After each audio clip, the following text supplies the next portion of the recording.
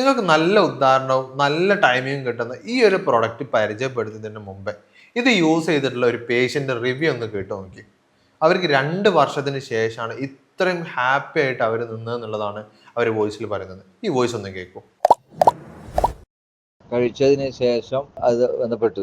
ഇതുവരെ ഇല്ലാത്തതെല്ലാം കുറെ ടൈമിംഗ് കൊണ്ട് പിന്നെ രണ്ടാമതും വേണമെന്നുണ്ട്. 100% ഓക്കെയാണ്. അത് ഞാൻ പറയാൻ കാരണം അത്ര സ്ഥിരം പോകണോ അല്ല, ഞാൻ ഇതിൽ വേറെ മരുന്നൊന്നും കഴിച്ചിട്ടില്ല. അപ്പൊ ഉണ്ടായിക്കണം എനിക്ക് അങ്ങനെ നല്ലൊരു ഇമേജ് ഉണ്ട്, ഒരു വേണമെന്ന് തോന്നുന്ന ഒരു രൂപത്തിലുണ്ട്. അതുകൊണ്ടാണ് ഇതിനായിട്ട് കുറെ മാസം കഴിക്കണോ അല്ല, അത് സമയത്ത് മാത്രം കഴിക്കുന്നത് മതിയോ എന്ന് ഞാൻ ചോദിക്കുന്നത്. ഇത് കഴിഞ്ഞാൽ അതാണ് അറിയാൻ വേണ്ടിയിട്ട് ഞാൻ അതേനെ നിങ്ങൾ ബന്ധപ്പെടണമെന്ന് ചോദിച്ചു. പിന്നെ സമയം എന്തെങ്കിലും തിരക്കായി പോയിട്ടാണ്. ഈ വോയിസ് കേട്ടില്ല നിങ്ങൾക്ക് മനസ്സിലായില്ലേ? അത്രത്തോളം പ്രശ്നങ്ങൾ ഉണ്ടായിരുന്നു. ഉദാഹരണത്തിന്റെ പ്രശ്നവും ടൈമിങ്ങിന്റെ പ്രശ്നവും ശീഘ്രസ്നാനത്തിന്റെ പ്രശ്നവും എനർജി ഇല്ലാത്ത പ്രശ്നവും എല്ലാം ഉണ്ടായിരുന്ന ആള് 2 വർഷത്തിന് ശേഷം നല്ലപോലെ ഹാപ്പി ആയിട്ട് ഭാര്യയായിട്ട് ബന്ധപ്പെട്ടു എന്നുള്ളതും അവർ സന്തോഷത്തോടെ ജീവിച്ചു തുടങ്ങി എന്നുള്ളതാണ് ഇവർ വോയിസ് പറഞ്ഞിട്ടുള്ളത്. അപ്പോൾ ഇത്തരം ബുദ്ധിമുട്ടുകൾ നിങ്ങൾ അനുഭവിക്കുന്നുണ്ടെങ്കിൽ നിങ്ങൾക്കും ഇതുപോലുള്ള ഉദാഹരണത്തിന്റെ പ്രശ്നങ്ങളായിക്കോട്ടെ, ശീഘ്രസ്ഖലനത്തിന്റെ പ്രശ്നമായിക്കോട്ടെ, സമയം കിട്ടാത്തതിന്റെ പ്രശ്നങ്ങളായിക്കോട്ടെ, അല്ലെങ്കിൽ എനർജി ഇല്ലാത്ത പ്രശ്നങ്ങളായിക്കോട്ടെ, അപ്പോൾ ഇത്തരം പ്രശ്നങ്ങൾ നിങ്ങളും അനുഭവിക്കുന്നുണ്ടെങ്കിൽ അതെല്ലാം മാറി ഒരു യുവാവിന്റെ എനർജിയോടെ നിങ്ങൾക്ക് നിൽക്കാൻ പറ്റും. അതിന് കൂടുതൽ വിവരങ്ങൾ എങ്ങനെയാണെന്നുള്ളത് നമ്മൾ ഡോക്ടറോട് തന്നെ ചോദിക്കാം. ഇന്ന് നമ്മുടെ കൂടെ ഉള്ളത് ഡോക്ടർ ഭാഗ്യമാമാണ്. Q1B ഹെൽത്ത് കെയർ കൊടുവള്ളിയിലെ ചീഫ് മെഡിക്കൽ ഓഫീസറാണ്.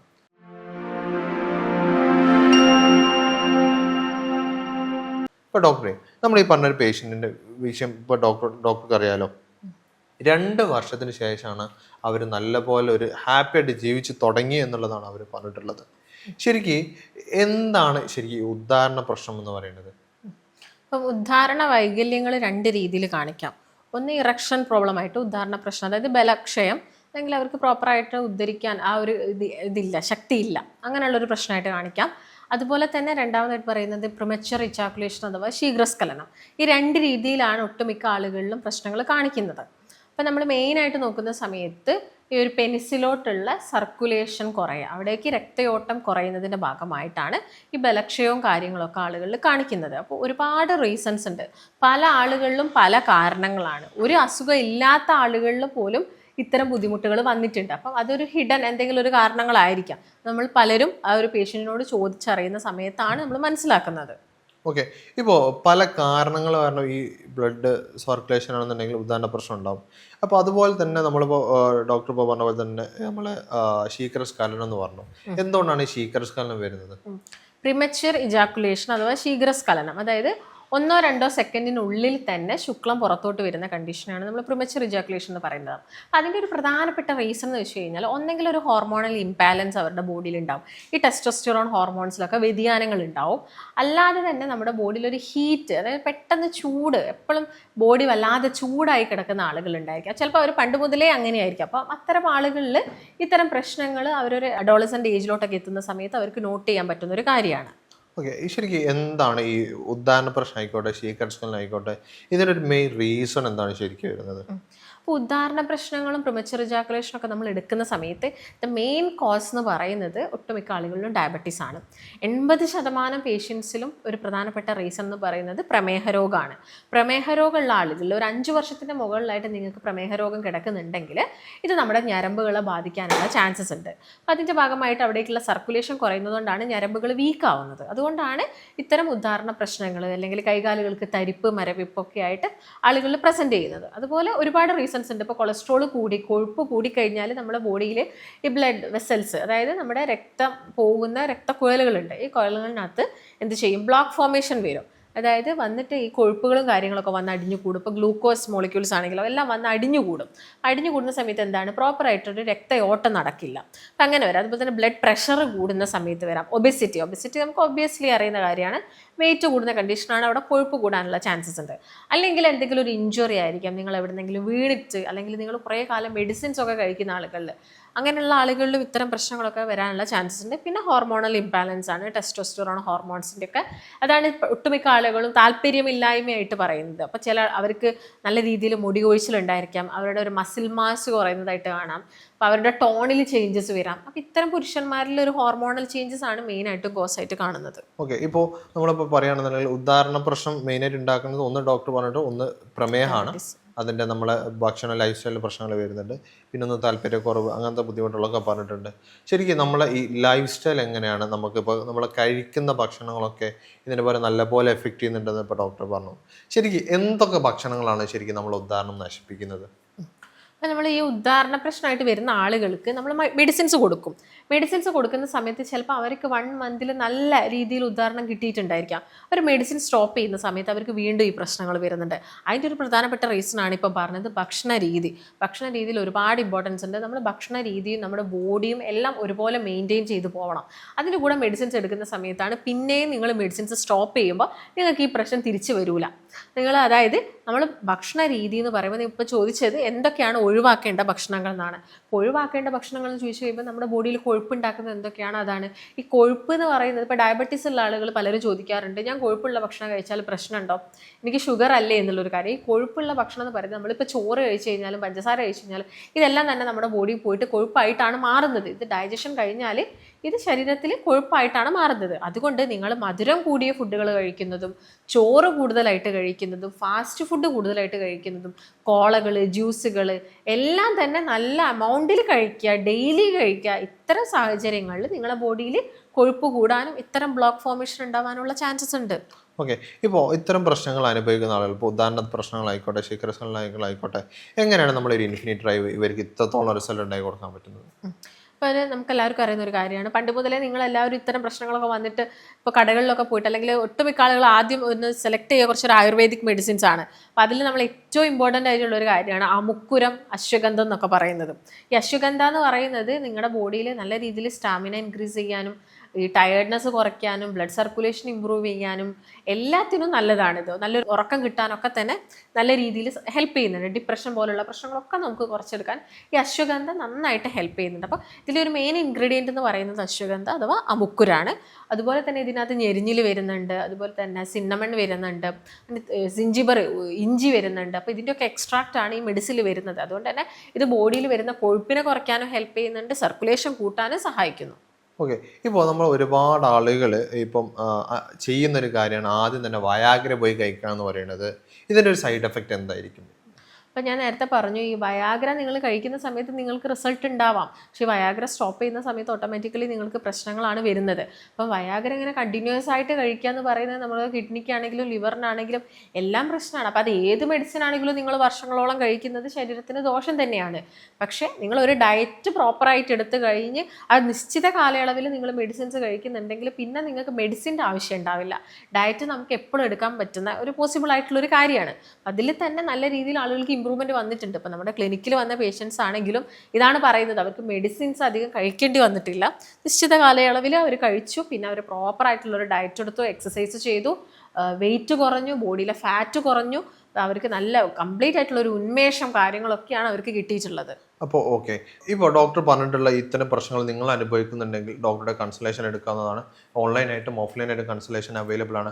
അതുപോലെ തന്നെ ഈ ഒരു ഇൻഫിനിറ്റ് ഡ്രൈവ് നിങ്ങൾ കഴിക്കുകയാണെന്നുണ്ടെങ്കിൽ, നമ്മൾ പലപ്പോഴും നമ്മളെ ക്ലിനിക്കിൽ വന്ന പേഷ്യൻസ് റിസൾട്ട് പറയുന്നത് വെച്ചാൽ രാത്രി കഴിക്കുന്ന ആളാണെന്നെങ്കിൽ ഇത് രാത്രിയും രാവിലെയും ബന്ധപ്പെടാൻ പറ്റാറുണ്ട് എന്നുള്ളതാണ്. കാരണം അത്രത്തോളം ഇതിന് നമുക്ക് പവർ ഉണ്ട്. പിന്നെ മാത്രമല്ല ഇതിൽ വയാഗ്ര കാര്യങ്ങൾ ഒന്നും ഇല്ലാത്തത് കൊണ്ട് അവർക്ക് ധൈര്യമായിട്ട് സൈഡ് എഫക്റ്റ് ഇല്ലാതെ കഴിക്കാൻ പറ്റും എന്നുള്ളതാണ്.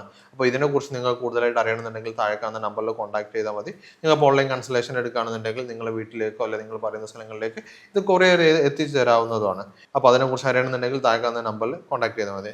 ഇപ്പോൾ ഡോക്ടറെ, ഇപ്പോൾ ഇത്തരം പ്രശ്നമുള്ള ആളുകൾ, ഇപ്പോൾ ബ്ലഡ് സർക്കുലേഷൻ കുറവുള്ള ആളുകളാണെന്നുണ്ടെങ്കിൽ നമ്മുടെ ശരീരത്തിൽ രക്തയോട്ടം കൂടാൻ വേണ്ടിയിട്ട് നമ്മൾ എന്തൊക്കെ ഭക്ഷണങ്ങൾ കഴിക്കാൻ പറ്റും?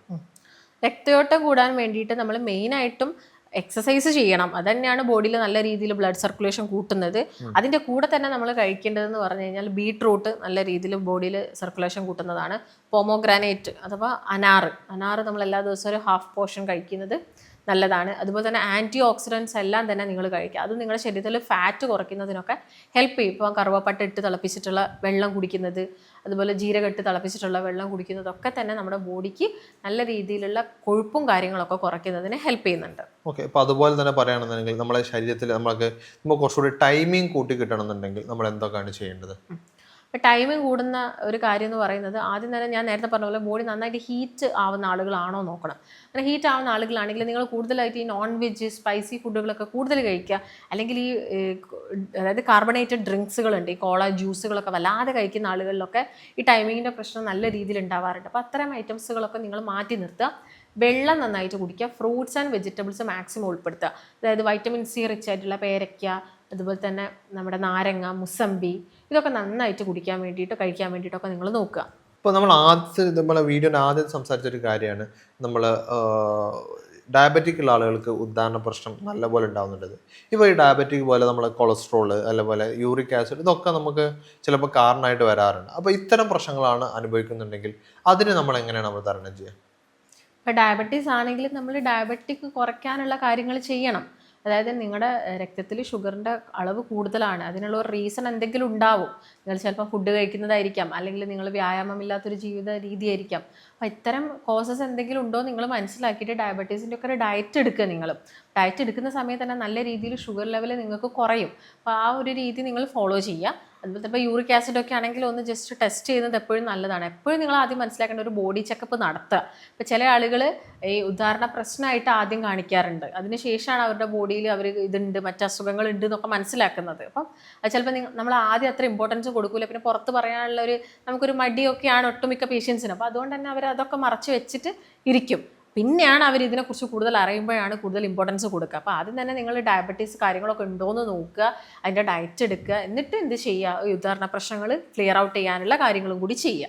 ഇപ്പോൾ ഈ നമ്മളെ ലിംഗത്തിലേക്കുള്ള ബ്ലോക്കുകൾ ഉണ്ടാവുമല്ലോ, ഇത് ശരിക്കും ഹാർട്ട് അറ്റാക്കിൻ്റെ അല്ലെങ്കിൽ ഹാർട്ട് അറ്റാക്കിൻ്റെ ലക്ഷണമല്ല, ഇത്തരം ആളുകൾക്ക് ഹാർട്ട് അറ്റാക്ക് വരാനുള്ള സാധ്യത കൂടുതലാണെന്ന് പറയുന്നുണ്ട്. അത് എന്തുകൊണ്ടാണ്?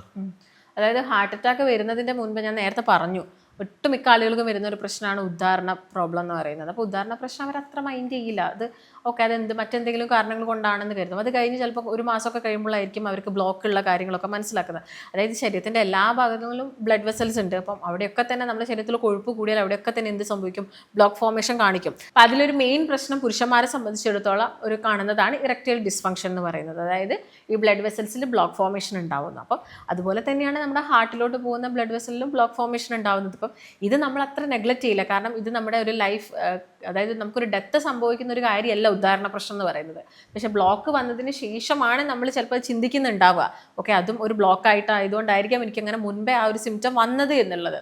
അതുകൊണ്ട് നിങ്ങൾ എല്ലാവരും നോക്കുക, ചെക്ക് ചെയ്യുക, ബോഡി ചെക്കപ്പും കാര്യങ്ങളൊക്കെ നടത്തുക. ഓക്കെ, ഇപ്പോൾ പലപ്പോഴും പല ആളുകൾക്കും ഈ ടൈമിങ്ങിൻ്റെ ഇഷ്യൂ ഉള്ള ആളുകൾ പറയുന്നതാണ് അവരെ പെൽവിക് ഫ്ലോറിൽ അല്ലെങ്കിൽ നമ്മളെ ആ ഒരു ഭാഗങ്ങളിൽ നാവി ഭാഗങ്ങളിലൊന്നും സപ്പോർട്ട് വല്ലാതില്ലാത്തത് കൊണ്ട് പിന്നെ പെട്ടെന്ന് അതുകൊണ്ടാണ് അതിൻ്റെ മസിൽ വീക്ക് ആയതുകൊണ്ടാണെന്ന് പറയാറുണ്ട്.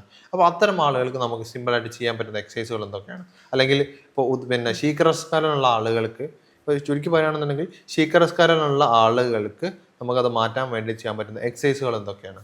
ഇപ്പോൾ എക്സസൈസ് നോക്കുകയാണെങ്കിൽ എല്ലാവർക്കും അറിയുന്ന കാര്യമാണ് കീഗൽ എക്സസൈസ്. നമ്മുടെ പെൽവിക് ഫ്ലോർ മസിൽസിനെ ഒന്ന് ജസ്റ്റ് സ്ട്രെങ്തൻ ചെയ്യാൻ വേണ്ടിയിട്ട് ചെയ്യുന്നതാണ്. അപ്പോൾ അതിൻ്റെ വീഡിയോസൊക്കെ ഉണ്ടാവും, നിങ്ങളത് നോക്കിയിട്ട് എല്ലാ ദിവസവും പ്രാക്ടീസ് ചെയ്യുക. ജസ്റ്റ് ഒരു 1 വീക്ക് ചെയ്ത് കഴിഞ്ഞാൽ നിങ്ങൾക്ക് അതിൻ്റെ റിസൾട്ട് ഉണ്ടാവണം എന്നില്ല. അപ്പോൾ നിങ്ങളത് സ്ഥിരമായിട്ട് ചെയ്യാൻ വേണ്ടിയിട്ട് നോക്കുക. അതാണ് നിങ്ങൾ മെയിനായിട്ടും ചെയ്യേണ്ട കാര്യം. പിന്നെ നോർമലി എക്സസൈസും കാര്യങ്ങളൊക്കെ ചെയ്യുന്നത് നമ്മുടെ ശരീരത്തിൽ സർക്കുലേഷൻ കൂട്ടുന്നതിന് ഹെൽപ്പ് ചെയ്യും. ഓക്കെ, അപ്പോൾ ഇത്തരം ബുദ്ധിമുട്ടുകൾ അല്ലെങ്കിൽ നിങ്ങൾ ഈ ഉദാഹരണ പ്രശ്നം ആയിക്കോട്ടെ, ശീഘ്രസ്ഖലനത്തിൻ്റെ പ്രശ്നങ്ങളായിക്കോട്ടെ, തീരെ എനർജി ഇല്ലാത്ത ആളാണെന്നുണ്ടെങ്കിൽ നിങ്ങൾക്ക് നമ്മുടെ ഡോക്ടറുടെ കൺസൾട്ടേഷൻ എടുക്കാവുന്നതാണ്. അവർക്ക് നിങ്ങൾ ഇൻഫിനിറ്റി ഡ്രൈവ് എന്ന് പറയുന്നത് നല്ലപോലെ ഹെൽപ്പ് ചെയ്യുന്നത്, നല്ലപോലെ ബ്ലഡ് സർക്കുലേഷൻ കൂട്ടാൻ വേണ്ടിയിട്ടും നല്ലപോലെ ഉദാഹരണം കിട്ടാൻ വേണ്ടിയിട്ടും ഇത് നല്ലപോലെ എഫക്റ്റ് ചെയ്യുന്നുണ്ട്. അപ്പോൾ കൂടുതൽ വിവരങ്ങൾ അറിയാമെന്നുണ്ടെങ്കിൽ താഴെക്കാവുന്ന നമ്പറിൽ കോൺടാക്ട് ചെയ്താൽ മതി. ഇപ്പോൾ ഡോക്ടർ ലാസ്റ്റ് ആയിട്ട് ക്വസ്റ്റ്യൻ എന്ന് പറയുന്നത്, ഇപ്പോൾ നമ്മൾ ഓൾറെഡി ഡിസ്കസ് ചെയ്തൊരു വിഷയമായിരുന്നു, അവർക്ക് തീരെ എന്താ പറയുക എനർജി ഇല്ലാത്തൊരു ബുദ്ധിമുട്ട്, തീരെ എനർജി ഇല്ല, ഒന്നെങ്കിൽ അല്ലെങ്കിൽ പിന്നെ ബന്ധപ്പെടാൻ തന്നെ പറ്റുന്നില്ല, പിന്നെ അല്ലെ ബന്ധപ്പെട്ട് കഴിഞ്ഞാൽ വളരെ ക്ഷീണിച്ച് തളർന്ന് കിടന്നു പോവാണ്, അത്തരം ബുദ്ധിമുട്ടുകൾ പറയാറുണ്ട്. അത് മാറ്റാൻ വേണ്ടി നമുക്ക് എന്താണ് ചെയ്യാൻ പറ്റുക? അപ്പോൾ അതിനകത്ത് മെയിനായിട്ട് ഈ ഷുഗർ കണ്ടന്റ് ഉള്ള ഭക്ഷണങ്ങൾ മാക്സിമം കുറയ്ക്കാം. അതുപോലെ തന്നെ എന്തെങ്കിലും ഹോർമോണൽ ചേഞ്ചസ് ബോഡിയിലുണ്ടോ എന്ന് അറിയാൻ നമുക്ക് ടെസ്റ്റോസ്റ്ററോൺ ടെസ്റ്റൊക്കെ ചെയ്ത് നോക്കുന്നത് നല്ലതാണ്. അതുപോലെ തന്നെ ഡെയിലി ഒരു മുട്ട കഴിക്കുന്നതും, അതുപോലെ തന്നെ കുറച്ച് നട്ട്സ്, ബദാം, അതുപോലെ തന്നെ വാൾനട്ട്, കുറച്ച് കാഷ്യൂ, ഇതൊക്കെ നമുക്ക് വേണമെങ്കിൽ പാലിൽ ജസ്റ്റ് ഒന്ന് മിക്സ് ചെയ്തിട്ട് അത് എടുക്കുന്നത് നല്ലതാണ്. ഇപ്പം ഈ ഒരു ടാബ്ലറ്റ് കഴിക്കുന്ന സമയത്താണെങ്കിലും നിങ്ങൾ പാലിൽ ഈ നട്ട്സുകളൊക്കെ മിക്സ് ചെയ്തിട്ട് അതിൻ്റെ കൂടെ എടുക്കുമ്പോൾ കുറച്ചും കൂടി അതൊരു എഫക്റ്റീവായിട്ട് മാറുകയും ചെയ്യും. അതുപോലെ തന്നെ ഫ്രൂട്ട്സുകളൊക്കെ നന്നായിട്ട് കഴിക്കുക, വെജിറ്റബിൾസ് ഒക്കെ നന്നായിട്ട് കഴിക്കുക. ചിക്കൻ നമുക്ക് കഴിക്കാം, കാരണം അതൊരു ലീൻ മീറ്റ് ആണ്, അതുകൊണ്ട് വലിയ കുഴപ്പമില്ല. ആഴ്ചയിൽ ഒരു ദിവസമൊക്കെ നമുക്ക് നമ്മുടെ ഡയറ്റിനകത്ത് ചിക്കനും കാര്യങ്ങളും ഉൾപ്പെടുത്താം. ഈ ഒരു രീതിയിലായിരിക്കണം നിങ്ങളെല്ലാവരും ഭക്ഷണം കഴിക്കേണ്ടത്. ഓക്കെ, അപ്പോൾ ഇത്തരം പ്രശ്നങ്ങൾ, അതായത് നിങ്ങൾ ഇതിനെ ബുദ്ധിമുട്ടുന്നുണ്ടെങ്കിൽ ഡോക്ടർ ഈ പറഞ്ഞ കാര്യങ്ങളൊക്കെ നിങ്ങൾ ബെഡ്റൂമിൽ കയറുന്നതിന് മുമ്പ് ശ്രദ്ധിക്കുക. ഇത് ശ്രദ്ധിക്കുകയാണെന്നുണ്ടെങ്കിൽ നിങ്ങൾക്ക് ഉദാഹരണ പ്രശ്നം ഒരിക്കലും ജീവിതത്തിൽ വരില്ല, അല്ലെങ്കിൽ വന്നാൽ തന്നെ നമുക്കത് കംപ്ലീറ്റ് ആയിട്ട് മാറ്റിയെടുക്കാൻ പറ്റും എന്നുള്ളതാണ്. അപ്പോൾ ഇതുപോലുള്ള കൂടുതൽ ഇൻഫോർമേറ്റീവായിട്ട് വീഡിയോസ് നമുക്ക് ഇനി വരാനുണ്ട്.